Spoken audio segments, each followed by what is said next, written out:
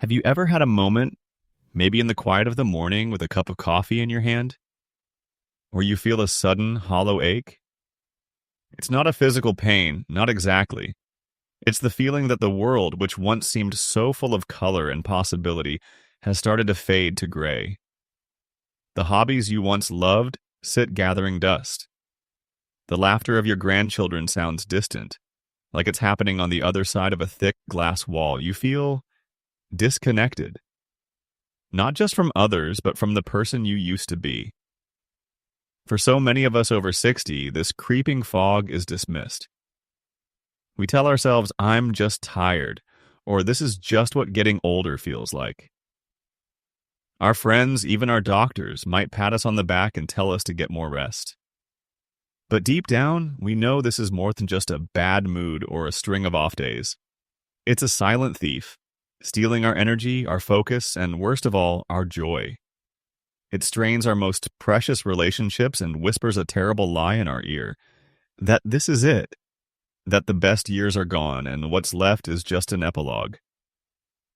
But what if I told you that this fog is not an inevitable part of aging? What if it's not a sign of weakness or a character flaw you need to tough out? What if it's a treatable physical condition, one with roots that run deeper than you might think, into the very food you eat and the sunlight you see?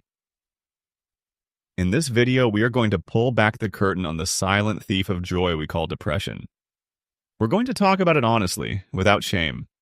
And most importantly, I'm going to share 5 powerful science-backed strategies to help you fight back, reclaim your mental clarity, and truly start living in full color again. This isn't about popping another pill. This is about understanding your body and giving it exactly what it needs to heal. Now, I know this can be a heavy topic. Talking about our mental health, especially for our generation, has often been taboo. It's something we were taught to handle quietly, behind closed doors. But that silence is exactly what gives this thief its power. Today, we're turning on the lights. The strategies we're about to discuss are not quick fixes, but profound shifts in how we care for ourselves, grounded in real, fascinating science. So, before we dive into our first strategy, I need to know you're truly with me on this journey. If you are serious about taking back control of your well-being and aging with strength and clarity, take just 1 second to click that subscribe button and turn on the notifications. It's a small click that tells us you're ready. And to make this a true conversation, let me know in the comments below. What is the #1 health concern on your mind right now? Your voice? Your experience? It matters immensely here. We read every single comment. All right, are you ready? Let's begin with a connection you may have never considered, the powerful, undeniable link between your gut and your brain. Our first strategy in this fight is to look at a place most people would never think to check for mental clarity. Your gut. It sounds strange, doesn't it? For decades, we've been told that depression is a disease of the brain, a chemical imbalance that starts and ends in our heads. But emerging science is telling a different, more holistic story. It turns out, your gastrointestinal tract is so intricately connected to your emotional and cognitive centers that scientists have nicknamed it the second brain. So, what does that actually mean? Imagine a superhighway, a bustling two-way communication network running directly between your brain and your gut. This is called the gut-brain axis. It's made of millions of nerves and is constantly sending messages back and forth. But it's not just nerves. Living inside your gut are trillions of microorganisms, bacteria, fungi, and viruses, collectively known as your gut microbiome. Think of it as a vast, complex jungle ecosystem living inside of you. When this ecosystem is balanced and flourishing with good bacteria, it sends positive, calming messages up to the brain. It even helps produce many of the very chemicals that regulate our mood. Here's the stunning part. An estimated 90% of your body's serotonin, the key hormone that creates feelings of happiness, well-being, and calm, is produced not in your brain, but in your gut. Let that sink in for a moment. The very molecule we associate with antidepressants and mental wellness is primarily manufactured and managed by the health of your digestive system. So, when your gut microbiome is out of balance, when the bad bacteria outnumber the good due to things like a diet high in processed foods, sugar, certain medications like long-term antibiotic use, or even chronic stress, the production of serotonin falters. The messages sent up to the brain become scrambled, stressful, and inflammatory. And that feeling of low mood, anxiety, and that brain fog we discussed, it can be a direct echo of the distress happening in your gut. Let's make this real. Think about a time you had to make a big decision and you said, I have a gut feeling about this. Or when you were nervous and felt butterflies in your stomach. That's not just a figure of speech. That's the gut-brain axis in action. Now imagine a more chronic, low-grade version of that. It's not a sudden flutter of butterflies, but a constant, dull unease. It's waking up feeling bloated and heavy, and that physical heaviness translates into an emotional heaviness. It's just the feeling that your thinking is slow and muddled, just as your digestion might feel sluggish. You might not even connect the two. You might blame your mood on the weather or a bad night's sleep when in reality, your second brain is sending out a distress signal. It's a quiet alarm pleading for the right nutrients to restore balance. So, how do we start cultivating a healthy, happy gut garden that supports our mind? The wonderful news is it's highly responsive to what we eat. The actionable step here is to start thinking of yourself as a gardener. First, we need to feed the good bacteria. They love fiber, specifically something called prebiotics. These are found in foods like garlic, onions, bananas, especially when they're still slightly green, asparagus, and whole grains like oats. Think of prebiotics as the fertilizer for your inner garden. Second, we need to add more good seeds directly. This is where probiotics come in. These are live beneficial bacteria found in fermented foods. You don't need to buy expensive supplements right away. Start with incorporating things like plain yogurt with live cultures, kefir, a fermented milk drink, sauerkraut or kimchi. Even a small amount each day can begin to repopulate your gut with friendly microbes. And third, we have to gently weed out the things that help the bad bacteria thrive. This means reducing your intake of ultra-processed foods, sugary snacks and drinks, and excessive artificial sweeteners, which can disrupt that delicate ecosystem.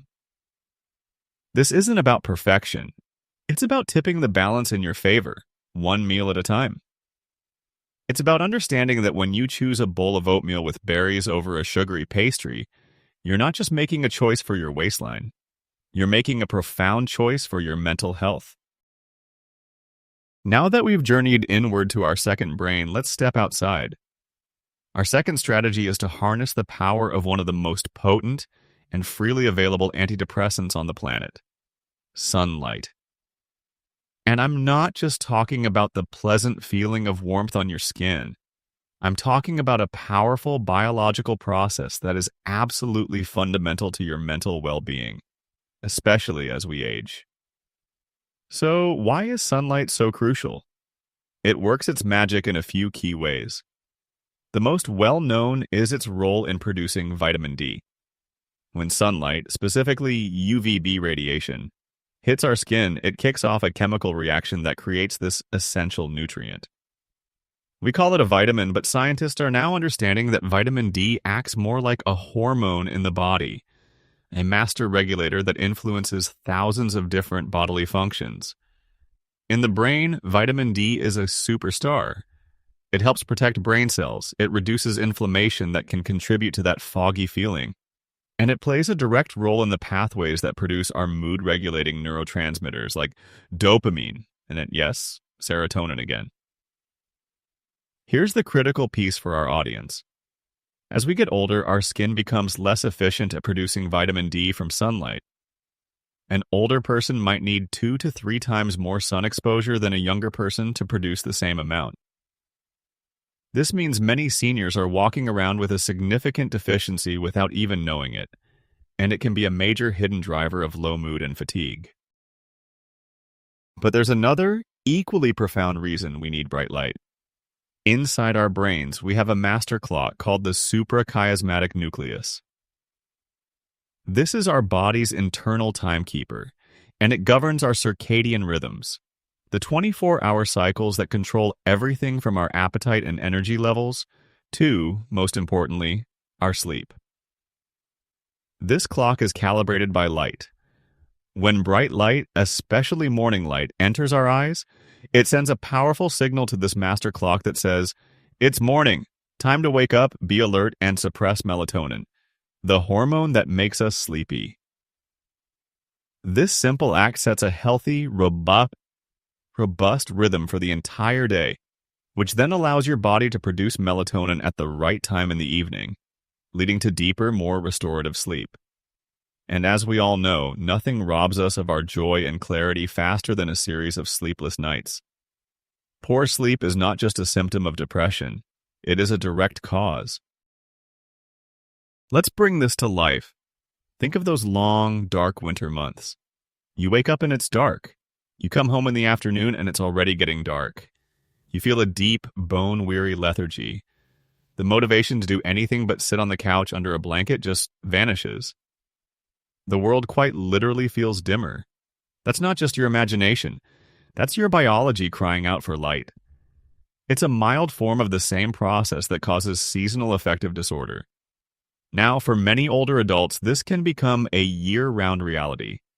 Perhaps mobility issues, a fear of falling, or simply habit keeps us indoors more often. The curtains stay drawn. The television becomes our main source of light. Our world shrinks to the four walls of our home, and our internal clock becomes completely dysregulated. We find ourselves dozing off in our armchair in the afternoon, then lying wide awake staring at the ceiling at 2 a.m.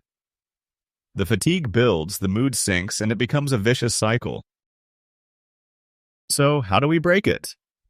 The solution is beautifully simple. We need to intentionally dose ourselves with daylight, particularly morning light. I call this sunlight snacking. It's not about sunbathing or risking a burn, it's about small, consistent exposures.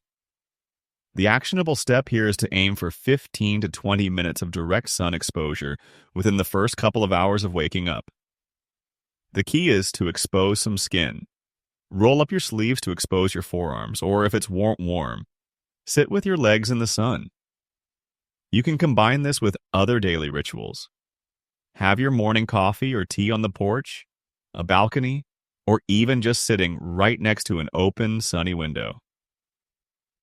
Take a slow, mindful walk to the end of the driveway and back. Do a few minutes of gentle stretching in a patch of sun in your garden. If getting outside is a real challenge, the simplest first step is to throw open every single curtain and blind in your home as soon as you get up. Let the natural light pour in.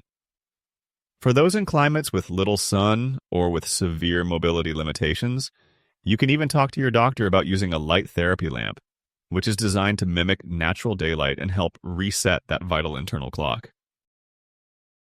We've talked about our internal chemistry and our relationship with the natural world. Now we must turn to perhaps the most powerful and most human of all our needs, the need for genuine connection. Our third strategy is to actively combat loneliness, which modern science is beginning to understand not just as a sad emotional state, but as a genuine physiological threat as dangerous to our long-term health as smoking or obesity. The human brain is, by its very nature, a social organ. For millennia, our survival depended on being part of a tribe. Safety, food, and shelter were all communal efforts. To be isolated from the group was, in a very real sense, a death sentence. Our brains evolved with this deep, primal understanding. As a result, when we experience chronic loneliness, our brain perceives it as a state of constant, low-grade threat. This triggers a cascade of stress responses. It increases the production of the stress hormone cortisol, which over time can lead to inflammation, high blood pressure, and a weakened immune system. It disrupts our sleep patterns, and, crucially, it can rewire our brains to be more defensive and threat-sensitive. A lonely brain is a brain on high alert, constantly scanning for social dangers, which makes it even harder to connect with others, creating a tragic feedback loop. This isn't about being an introvert or an extrovert. We all need different amounts of social time. This is about the subjective feeling of being isolated, a feeling like no one truly has your back. And this feeling can become particularly acute as we navigate our later years. Retirement can mean the loss of a daily social structure and a sense of purpose. Friends and loved ones may have moved away or passed on. Our children, bless them, are often busy with their own careers and families. Physical limitations might make it harder to get out and about, to drive to the community center, or to attend family gatherings. Slowly, almost imperceptibly, our world can shrink until the primary voice we hear all day is the one on the television. Let's paint a picture. Imagine an entire day spent alone in the house. The silence is deafening. You make yourself lunch and eat it standing over the sink because setting a table for one feels... Then you find yourself having conversations with your pet, or even with yourself just to hear a voice. When the phone finally rings, you almost jump, your heart leaping with a mix of excitement and anxiety. But it's just a telemarketer. The disappointment that follows is heavy and sharp. You start to feel invisible, like you've been forgotten by the world. You might see photos on social media of family members having fun, and instead of feeling joy for them, you feel a painful pang of exclusion. This isn't self-pity, it's a profound human ache. It's your brain signaling a critical deficiency, just as your stomach growls when you're hungry. The hunger in this case is for connection. So how do we start to fill that cup again, especially when it feels daunting? The key is to understand that it's about quality, not just quantity, and to start small. The actionable advice here is to adopt a mindset of micro-connections. First, look for opportunities for simple, low-stakes interactions. When you go to the grocery store, make it a point to make eye contact and offer a genuine smile to the cashier. Ask them how their day is going and actually listen to the answer. Instead of using the self-checkout, choose the human every time. These small moments may seem insignificant, but they are deposits in your social bank account. They remind your brain that you are part of a community, that you are seen. Second, be proactive, even when you don't feel like it. The cruel trick of depression is that it saps the very motivation you need to do the things that would make you feel better. Acknowledge this and then take one tiny step anyway. Pick one person, a friend you haven't spoken to in a while, a cousin, a former neighbor, and schedule a phone call. Put it in your calendar like a doctor's appointment. The goal isn't a 2-hour conversation, it's just to connect for 10 minutes. I was just thinking of you and wanted to say hello. That's it. Third, explore structured social opportunities. Look into local senior centers, libraries, or community colleges. They often have book clubs, walking groups, card games, or continuing education classes. The beauty of these is that they provide a built-in common interest, which takes the pressure off of making conversation from scratch. You're not there to make friends, you're there to discuss a book or learn about gardening. The friendships often happen as a natural byproduct. Volunteering is another incredibly powerful tool. It not only provides social connection, but also restores a sense of purpose and contribution, which is a huge component of mental well-being. Building and nurturing our social fabric is a deliberate act of self-care. It's as vital as taking your medication or eating well. Each conversation, each shared laugh, each moment of being truly heard sends a powerful signal to our brain. You are safe. You belong. You matter. This sense of safety and belonging allows our minds to relax, to let go of that high alert status, and to find the clarity and peace we seek. And just as our mind needs this calming influence, our body does too, which brings us to our next point, the profound connection between physical movement and mental rejuvenation. Our fourth strategy focuses on an incredibly direct way to change your brain's chemistry and structure for the better. Simple, consistent physical movement. Now, I know what some of you might be thinking. When you're in that gray fog of depression, when your limbs feel heavy and your energy is at rock bottom, the last thing you want to hear is you should get some exercise. It can feel like an impossible demand. That's why we need to completely reframe what exercise means. This isn't about running marathons or lifting heavy weights. This is about gently waking up your body, and in doing so, providing your brain with one of the most powerful medicines it can receive. So, what is actually happening in your brain when you move your body? The effects are both immediate and long term. In the short term, physical activity prompts the release of wonderful chemicals called endorphins. You may have heard of a runner's high, but the truth is you don't need to run anywhere to get this benefit. Endorphins are your body's natural opiates. They act as potent mood elevators and pain relievers. Even a few minutes of gentle movement can trigger a small release, interrupting the cycle of negative thoughts and creating a brief window of relief and clarity. But the long-term effects are where the real magic happens. Physical activity is one of the most effective ways to boost a miraculous protein in your brain called BDNF, which stands for brain-derived neurotrophic factor. The easiest way to think of BDNF is like miracle grow for your brain cells. This protein is fundamentally important for neuroplasticity, your brain's ability to grow, adapt, and form new connections. BDNF helps create new neurons, a process called neurogenesis, especially in a part of the brain called the hippocampus. The hippocampus is vital for learning, memory, and emotional regulation, and studies have shown that it can actually shrink in people experiencing chronic depression. By moving your body, you are actively encouraging the production of this brain fertilizer, helping to repair, protect, and literally regrow the parts of your brain most affected by depression. Movement also helps to regulate the stress hormone cortisol and, as we've discussed, it dramatically improves your ability to get deep, restorative sleep, creating a powerful upward spiral of well-being. Let's be honest about what it feels like, though. It's that feeling of being physically stuck. You're sitting in your favorite chair, and the thought of getting up to get a glass of water feels like a monumental effort. Your body feels like it's made of lead, a perfect physical mirror for the mental and emotional inertia you're experiencing. The idea of going for a walk feels as achievable as climbing Mount Everest. This isn't laziness, it is a physiological symptom of depression. The brain, in its depressed state, is failing to send the right signals for motivation and energy. The secret to overcoming this is to set the bar ridiculously low. The goal is not to have a good workout. The goal is simply to break the pattern of stillness, to choose movement, however small. So here is your actionable plan. We are going to redefine exercise as movement medicine, and you only need a small dose to start. If your mobility is limited, start in your chair.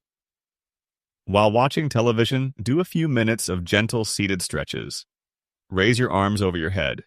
Gently twist from side to side. March your feet in place. Tap your toes. Make circles with your ankles. These small movements send fresh blood and oxygen to your brain and begin to break that physical stagnation. If you're a bit more mobile, start with a one-song dance party. Put on a favorite song from your youth, one that you can't help but tap your foot to. Stand up and just sway. You don't have to be a good dancer, you just have to move. The combination of music and movement is incredibly powerful for shifting your emotional state. Or try the mailbox walk. Your only goal for the day is to walk to the mailbox and back. That's it. You've succeeded. Tomorrow, maybe you walk to the end of the block. The key is to detach from the outcome and focus on the act itself. It's about showing up for yourself in the smallest possible way. It's about choosing 5 minutes of gentle movement over 0 minutes. Consistency will always beat intensity. This isn't about transforming your body. It's about providing the raw materials for your brain to heal itself. Each step you take, each gentle stretch, is a message of hope you are sending directly to your brain cells. Just as we can intentionally use our bodies to change our minds, we also possess a remarkable ability to use our minds to change our minds. We can learn to guide our focus, to observe our thoughts without being consumed by them, and in doing so, find a peace that exists beyond our immediate circumstances. Our fifth and final strategy brings us to the most intimate territory of all, the landscape of our own minds. This is about learning to manage the relentless storm of thoughts and worries that can hijack our peace. It's about understanding that while we can't always stop the rain, we can learn to build a shelter. This strategy is about training your focus and rediscovering a sense of purpose, not as grand, lofty goals, but as a quiet daily practice. Let's start with the science because it's truly fascinating. Your brain has a sort of autopilot mode, a network known to neuroscientists as the default mode network. This is where your mind goes when you aren't focused on a specific task. It's the part of you that drifts, daydreams, replays past conversations, and worries about the future. For a healthy brain, this is a useful tool for self-reflection and planning.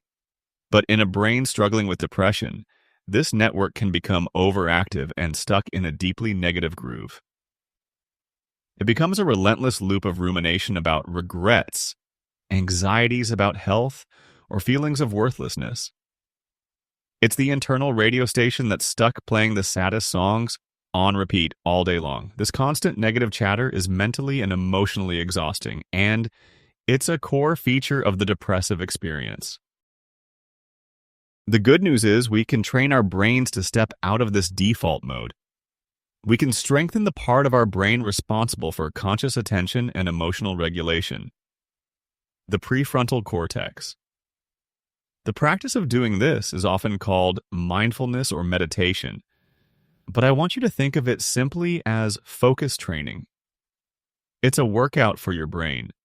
Every time you consciously guide your attention to one thing and then gently bring it back when it wanders, you are doing a mental bicep curl. You are strengthening your ability to choose where your focus goes, rather than being a passive victim of your brain's anxious chatter. Let's step into a familiar moment. You're sitting in your living room trying to read a new book. You read a paragraph, but none of it sinks in. Your mind has drifted. Suddenly, you're replaying a difficult conversation you had with your son last week, picking apart every word.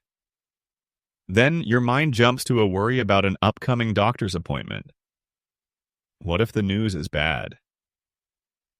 Then a wave of sadness hits as you remember a friend who is no longer with you. You feel a pang of loneliness. You look back at the book and realize you've been staring at the same page for 10 minutes, your mind having run a full marathon of worry without you even consenting to the race. You feel more tired than when you sat down. This is your default mode network running wild, and it is stealing your peace and your clarity. So, how do we begin this focus training? The actionable step here is to start with an exercise so simple, so brief, it feels almost trivial. I call it the 3-minute anchor. Find a comfortable spot to sit, either in a chair with your feet on the floor or on your couch. You can close your eyes or simply lower your gaze toward the floor. Now, for 1 minute, just bring your full attention to the physical sensation of your breath. Feel the air coming in through your nose, cool and fresh. Feel your belly or chest gently rise and fall. Don't try to breathe in a special way. Your only job is to be a curious observer of this simple, life-sustaining process. Now, inevitably, your mind will wander. It will start thinking about your to-do list, a noise outside, or an old memory. The moment you notice your mind has wandered, that is the moment of victory. That is the exercise. Without any judgment or frustration, gently and kindly escort your attention back to the feeling of your breath. Do this for just 2 or 3 minutes. That's it. The goal is not to have a perfectly clear mind. The goal is to practice noticing and returning. To complement this, let's infuse it with purpose. An idle mind will always find trouble, so we need to give it gentle, meaningful work. Ask yourself this one simple question each morning. What is one small thing I can do today that would make me feel even useful or connected? Forget solving all your problems. The goal is a tiny, achievable act. It could be weeding one small patch of the garden. It could be looking up a new recipe to cook. It could be organizing a single kitchen drawer. Or it could be using the clarity from your 3-minute anchor to write a short email to a grandchild. These small acts of purpose give your focus a positive direction, a quiet harbor to sail toward, away from the stormy seas of that default network. This practice of guiding your focus is the final piece of our puzzle. It's the skill that allows you to fully appreciate the benefits of all the other strategies. For you see, none of these strategies work in isolation. They're all deeply, beautifully interconnected. As you can see now, these 5 paths are not separate roads, but beautifully interwoven threads that form the very fabric of our well-being. A happy gut helps produce the serotonin your brain needs to feel content. A dose of morning sunlight not only produces vitamin D, but sets the clock for the deep sleep your brain requires to clean and repair itself. A simple walk does more than just move your muscles. It generates the very protein that helps your brain grow and form new, positive connections. And a meaningful conversation with a friend sends a powerful signal of safety to your nervous system, calming the inner storm so that you can actually practice the focus needed to steer your own mind. This journey we've outlined is not about waging a grim war against a faceless enemy called depression. It's about something far more gentle and far more powerful. It's about becoming a conscious and compassionate gardener of your own life. It's about understanding that you have the power to tend to the soil of your gut, to ensure your garden gets enough sun, to water it with gentle movement, and to build a strong fence of human connection to protect it from the harsh winds of isolation.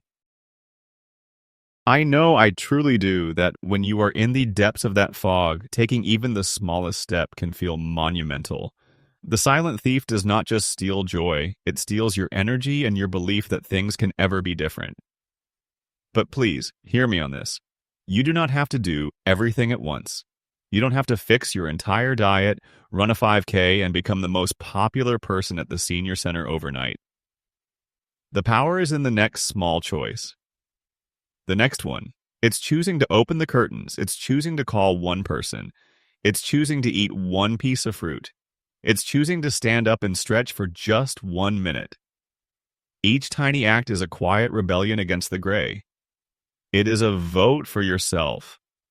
Slowly, patiently, and with great self-compassion, these small acts begin to build on one another, creating a momentum of their own. This isn't about fighting who you've become. It's about lovingly, deliberately coming home to the person you've always been. I truly hope this deep dive has been valuable for you. If it opened your eyes in any way or gave you even a small spark of hope, please take a moment to hit that like button. It's a simple click that tells YouTube this information is important, and it helps us reach more people who are sitting in that quiet room, feeling that hollow ache, and needing to hear that there is a way forward. And if you haven't already, please subscribe so you never miss our next conversation. We are building a true community here, one dedicated to aging not just with grace, but with strength, wisdom, and clarity. Remember to be kind to yourself. The journey of 1,000 miles begins with a single, gentle step. Stay strong, stay informed, and we'll see you in the next video.